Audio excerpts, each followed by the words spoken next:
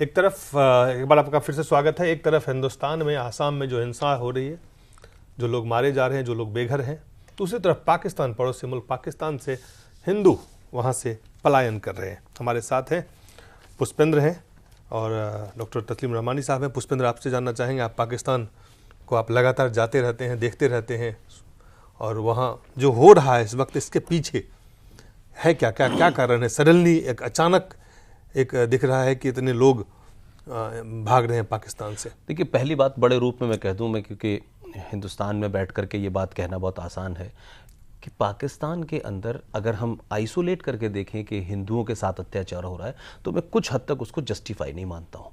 इस वक्त पाकिस्तान एक बहुत ही सीरियस क्राइसिस से गुजर रहा है, और पाकिस्तान के अंदर सिर्फ हिंदुओं की बात छोड़ दें, शियाओं के खिलाफ टारगेट किलिंग हो रही है, पूरा कराची जल रहा है, सबको पता है। जिस तरह से बलूचिस्तान के हालात हैं वो भी आपको पता है, अहमदियास के खिलाफ कितने ज़बरदस्त झगड़ा हो रहा है। और इस वक्त पाकिस्तान की हुकूमत का जो सदर है वो खुद एक शिया है, और शियाओं के खिलाफ जबरदस्त उनकी मस्जिदों पे हमले हो रहे हैं, उनके लीडरों को मारा जा रहा है। तो ऐसे में ये जो हालात हैं, वहां हिंदू जो है 1.7% है टोटल आबादी की। टोटल आबादी में 1.7% है, वो भी सिंध में ज्यादा है।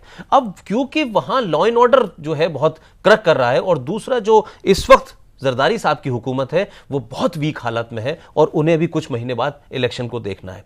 तो जिस तरीके के हालात बन रहे हैं, उसमें हिंदुओं के पास एक छोटा सा ऑप्शन है कि वो पड़ोसी मुल्क में आ जाते हैं, जहां उनको लगता है कि यहां हमें सिंपैथी मिलेगी और शायद हमें कुछ उससे फायदा होगा। तो इसको आइसोलेशन में न देखें, लेकिन ये बात भी अपनी जगह सही है कि जो लोग इसको करते हैं, जो लोग वहां कर रहे हैं, जिस तरीके की वहां एक टेलीविजन प्रोग्राम के अंदर ये बेवकूफ़ी की गई कि एक लड़के को बाकायदा स्टूडियो में बिठाया गया, और उस चैनल की एक लेडी है जिनको बाद में निकाल भी दिया गया कि उन्होंने लाइव प्रोग्राम में बताया कि धर्म परिवर्तन हो रहा है, फिर उसका नाम दिया गया। फिर तो ये तमाम सारी चीज़ें भी हैं, और इससे ये ज़रूर है कि इन हालात से जो वहां हार्डलाइनर है, जिसके पास कोई और काम नहीं है, जिस तरह आज देखा होगा आपने, एक बहुत ज़बरदस्त हमला हुआ है उनके एयरबेस के ऊपर, ये तमाम सारी फोर्सेज हैं, उसमें हिंदुओं को अगर पाकिस्तान की स्थिति खुद गंभीर है। खुद वहां के मिनिस्टर, जो संकट है, खुद वहां के मंत्री कह रहे हैं, वहां के जो हार्मनी मिनिस्टर है, उन्होंने कहा ये कोई नई बात नहीं है। अहमदियास परेशान है, शियास परेशान है, बरेलवी परेशान है, सुन्नियों का मामला बहुत जबरदस्त वहां ऑर्गेनाइजेशन है। तो अगर आप कट्टर और बहुत स्ट्रांग के इस वक्त, तो इस वक्त वहां तालिबान, जो पाकिस्तानी तालिबान है, और जो सुन्नी है, ये दो लोग बहुत स्ट्रांग हैं, और सरकार जो है वो उनके खिलाफ भी कार्रवाई नहीं कर पा रही, जो शियाओं को मार रहे हैं, जो अहमदियों को मार रहे हैं। ऐसे में हिंदुओं का बहुत छोटे से लेवल पे पलायन कर जाना, और यकायक इंडियन हाई कमीशन ने जिस तरह से 250 लोगों को वो दे दिया, उनकी भी चाहत यह है कि वो उस पूरे क्राइसिस से निकलना चाहते हैं। बहुत सारे हिंदू लीडर्स का वहां ये बयान था, मैं 4-5 दिन पहले लाहौर में था, कि हम इसको हिंदू मुस्लिम एंगल से नहीं देखना चाहते, हालात खराब है। इसलिए बहुत सारे मुस्लिम लीडर्स ने भी कहा, वहां के टेलीविजन मीडिया भी ये कह रहा है कि पाकिस्तान के हालात। देखिए, टेलीविजन मीडिया पे वहां पे एक सवाल है कि एक हिंदू लड़के को कन्वर्ट टेलीविजन में लाइव करवाया जाता है, वहाँ पे दिखाया गया हिंदू लड़कियों से जो जबरन अपहरण करके शादी किया गया। तो इस तरह की जो खबरें आ रही है, इसमें कहीं ना कहीं एक एंगल है। क्या इसके पीछे ये मकसद है कि ये मैसेज देना कि जो तालिबान जो फोर्स है वो वहाँ मजबूत हो रहा है, वो सरकार पे भारी पड़ रहा है, और एक कहीं ना कहीं वो मैसेज जो वो शक्ति है, वो जो फोर्सेज हैं, उसको वो मैसेज देने का कोशिश कर रहे हैं? दिलीप, इस पूरे हिंदुओं के पलायन में और हिंदुओं के आने में कोई तालिबान का मामला नहीं है। और जिस टीवी प्रोग्राम की आप बात कर रहे हैं, मैं उन्हीं दोनों वहां था। जितनी सख्त मजम्मत सारे एडिटोरियल्स में की गई है, सारे टेलीविजन्स में की गई है, वो जबरदस्त हुई है। सब लोगों ने बड़ी मजम्मत की वो इस बात, क्योंकि देखिए यहां तो मजम्मत समझ में आता है, लेकिन वहां रह के कर पाना, और उस प्रोड्यूसर के खिलाफ उसमें कार्रवाई भी हुई, तो ये मैं मानता हूं कि हां, इससे वो एलिमेंट जरूर खुश हुआ होगा जो अक्सर इन चीजों में इन्वॉल्व रहता है। इसको आइसोलेशन में देखने की जरूरत नहीं है। एमईए ने हमारे जो जितने हेस्टी स्टेप्स इसने लिए हैं, वो भी कहीं ना कहीं हैरान कुन है।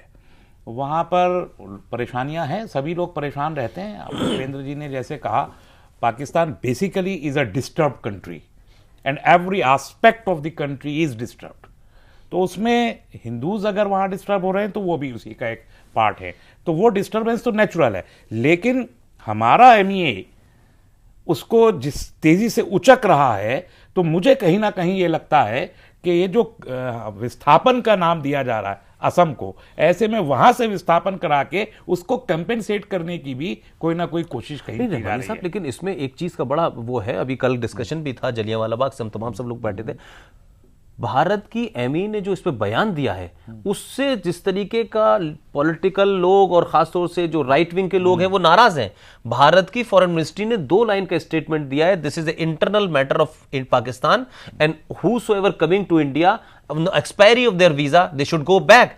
तो भारत सरकार ने कहीं ये मैसेज उसके बाद उनका एक स्टेटमेंट और आया, मैं बता रहा हूं we are considering to give citizenship to वो तो देखिए ये प्लांटेड खबर है, जो बयान ऑफिशियली है मैं उसकी बता रहा हूं, जो पाकिस्तान से इसका एक बहुत कम शब्दों में बता दें कितना असर हमारे भारत और पाकिस्तान के नहीं, जो राइटिस्ट लॉबी है उसके हाथों में एक खिलौना सरकार दे रही है बड़ी आसानी के साथ। मुझे लगता है कि देखिए इसको 2 चीज़ों को मिला के देखें कि इस वक्त भारत के अंदर जो हालात हैं वो बहुत ख़राब हैं, और जिस तरीके से आसाम का जो मामला कहा है अगर हम उसको देखें तो एक आम आदमी की आंखों में ये जाता है, क्या कहते हैं कि देखिए साहब, एक तरफ तो करोड़ों मुसलमान बांग्लादेश से आए थे, उन्हें भारत की नागरिकता दे दी, उनको बैठा रहे हैं, उनको खिला रहे हैं, और हमारे 250 हिंदू बेचारे जिनको इस्लामिक कंट्री ने मार के भगाया है उनके साथ ये हाल है कि उनको दे भी नहीं। तो ये जो इमोशंस क्रिएट होंगे ये जरूर क्या कहते हैं कहीं ना कहीं। हमारा समय खत्म हो गया है।